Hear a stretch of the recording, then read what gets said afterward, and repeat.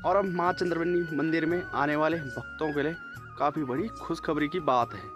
तो कुछ टाइम बाद आप लोगों को माँ चंद्रवनी पार्किंग से और माँ चंद्रवनी मंदिर तक जाने के लिए ट्रॉली मिल जाएगी।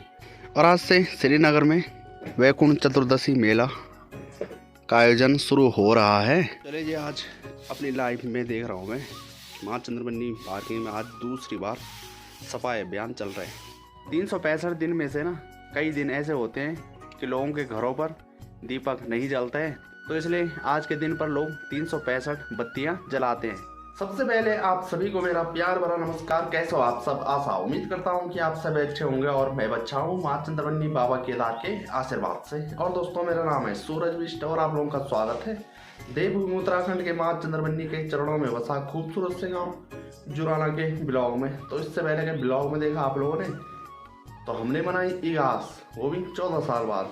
और जो ढोल गाँव की डिमांड थी वो स्पेशली मेरी थी, तो इसलिए आप लोगों ने देखा कल के ब्लॉग में ढोल दवाओं पहुंचा, बहलो बनाए और बहलों का पता ही नहीं लगा भाई, 1-2 मिनट ही में वो अपने आप ही निकल गए थे। और जो मेरा वाला बहला तो पता नहीं किसके हत्थे पल्ले चढ़ा हो और मेरे पास ऐसे ही टूटा फूटा बहलो पड़ा।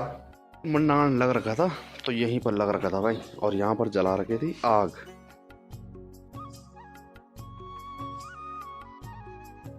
और अगर आज मौसम की बात की जाए तो सूर्यदेव ने अच्छे खासे दर्शन दे रखे हैं।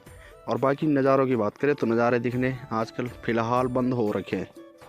और पहले के टाइम और अब के टाइम में बहुत ज़्यादा अंतर है भाई। इन दिनों भी इस तरह का धुंध आप लोगों को नज़र आ रहा है ना, तो सारा पॉल्यूशन है भाई। और जब बारिश होगी तभी जाके ये पॉल्यूशन साफ़ होगा। लेकिन शहरों से बढ़कर हमारे पहाड़ ठीक है, लगभग थोड़ा बहुत दिखाई दे रहा है। शहरों की बात करें तो शहरों में भाई इतनी ज़्यादा धुंध रहती है ना, पूछो ही मत। और इस तरह के धुंध पहले श्रीनगर साइड नज़र आती थी, जिस तरह की धुंध अब यहाँ आ रही है नज़र। तो चले जी, आज अपनी लाइफ में देख रहा हूँ मैं माँ चंद्रवनी पार्किंग में आज दूसरी बार सफाई अभियान चल रहा है। इस तरह का झाड़ू, एक तो जिस दिन मंत्री आए थे केंद्र मंत्री, और आज दूसरी बार आज देखने को मिल रहा है। मंत्री जी आने से कुछ न कुछ फर्क तो पड़ा है। और आज से श्रीनगर में वैकुंठ चतुर्दशी मेला का आयोजन शुरू हो रहा है और उस पर ज़्यादातर हिस्सा लेते हैं निसंतान दंपति वाले, जिनके बच्चे नहीं होते हैं। और 2 साल लगातार मैं उस मेले में सम्मिलित हुआ था उस दिन, लेकिन इस बार देखते हैं कि आज जा पाता हूँ या नहीं जा पाता हूँ मैं। और अब माँ चंद्रवनी मंदिर में आने वाले भक्तों के लिए काफ़ी बड़ी खुशखबरी की बात है। तो खुशखबरी की बात यह है कि आप लोगों ने मेरे ब्लॉग में देखा, दूर संचार मंत्री पहुंचे थे माँ चंद्रवनी मंदिर में दर्शन करने के लिए, तो उन्होंने यहाँ ट्रॉली की स्वीकृति दे दी है। तो कुछ टाइम बाद आप लोगों को माँ चंद्रवनी पार्किंग से और माँ चंद्रवनी मंदिर तक जाने के लिए ट्रॉली मिल जाएगी। और कई लोग होते हैं उनके पैरों पर काफ़ी ज़्यादा दिक्कतें होती हैं, वो लोग माँ चंद्रवनी पार्किंग से और माँ चंद्रवनी मंदिर तक दर्शन करने के लिए नहीं पहुंच पाते हैं, तो उनके लिए काफ़ी बड़ी खुशखबरी है। पर लेकिन अभी ये पूरा पता नहीं है कि कब से ट्रॉली लगनी शुरू होगी माँ चंद्रवनी मंदिर में। और बाकी अब माँ चंद्रवनी पार्किंग में भी श्रद्धालु आजकल कम आने लग चुके हैं।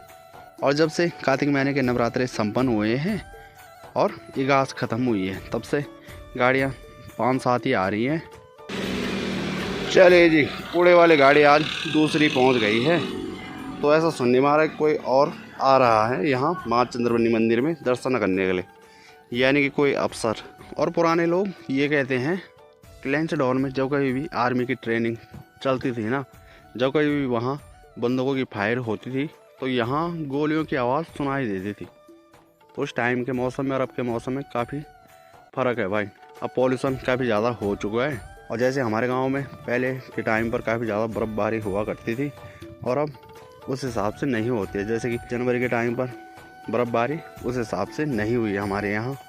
ये आजकल खेतों के साइड पर घास हो रहे हैं, तो लोग घास काटने पर लग चुके हैं और घास की एकदम पुलियाँ बना रखी हैं और इनका लगेगा परोड़ा। और आपने इन खेतों पर देखा पहाड़ी राजमा हो रखी थी, और अब इन पर बो दिया गया है धनिया।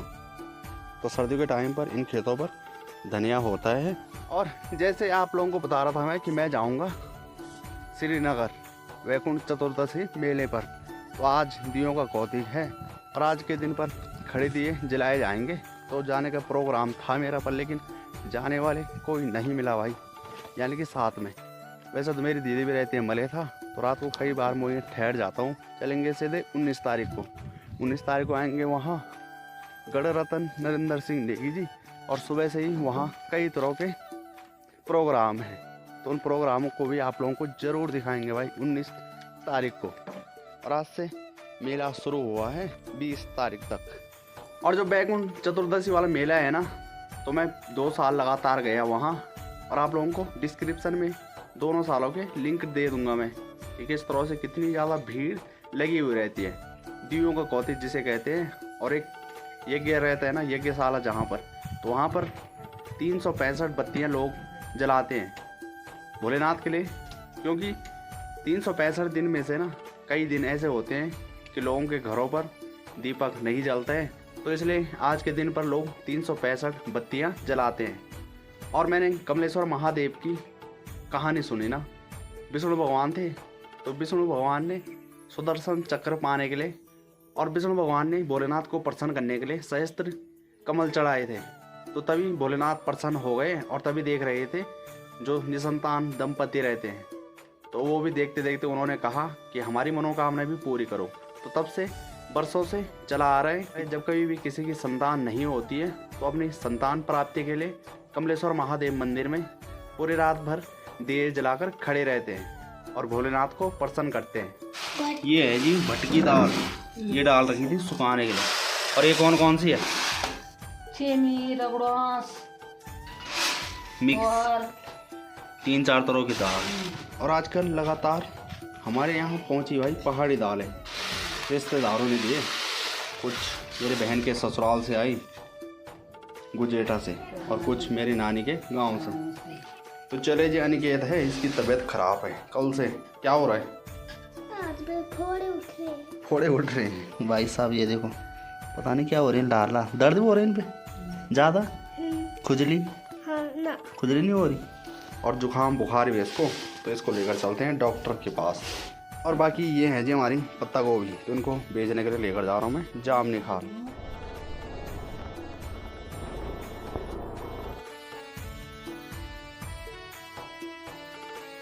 और जो पत्ता गोभी हैं तो अब इनके भाव भी बढ़ चुके हैं, 35 रुपये किलो। और जो शहरों से आ रही है ना, तो भाई साहब दुकानदार उन पत्ता गोभी को बेच रहे हैं 60 रुपये किलो। इतनी ज़्यादा महंगी हो चुकी है।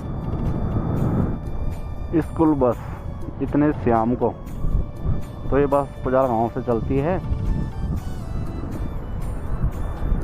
और बच्चों को छोड़ने के बाद पहुंचते हैं फिर वापस।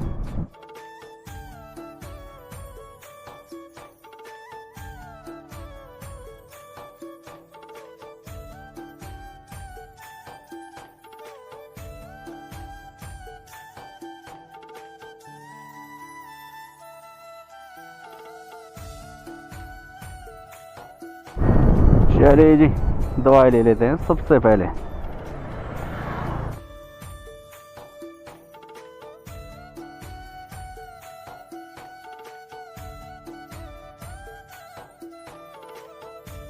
तो जैसे कि दोस्तों दवाई लेने के लिए पहुंचे थे, तो दवाई मतलब डॉक्टर नहीं है, और 1.5 घंटा हो चुका है भाई यहाँ पर। सोना की किस्मत नहीं है।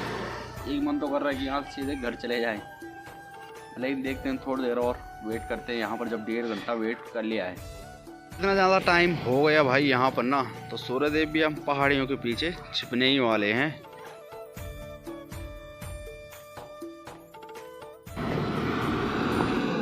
सबसे लास्ट बस यही आती है भाई इस मार्ग पर, ये जाती है शिमला सू। चलिए जी, सबसे पहले हम सब्जी वगैरह ले लिए, और अंधेरा काफ़ी हो चुका है, और यहाँ पर डलवा रहे हैं पेट्रोल।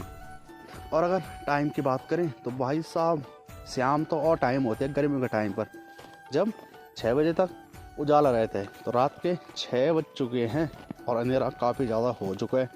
और इतनी ज़्यादा ठंड हो चुकी है भाई ना, पहाड़ों में क्या ही बोले भाई, बुरे हाल हो रहे हैं स्कूटी बाइकों में। सोना के पास मैंने उसकी दवाइयाँ और हेलमेट पकड़ा रखा है, और बाकी पिंकी और रिंकी भी पहुंच चुके हैं, और इनके लिए भी सामान आ रखा है। तो कल इगास थी और कल मंगलवार भी था, तो मंगलवार के दिन मीट वगैरह नहीं चलती है, तो इसलिए इनके लिए आज लेकर आ चुका हूँ मैं फिर से।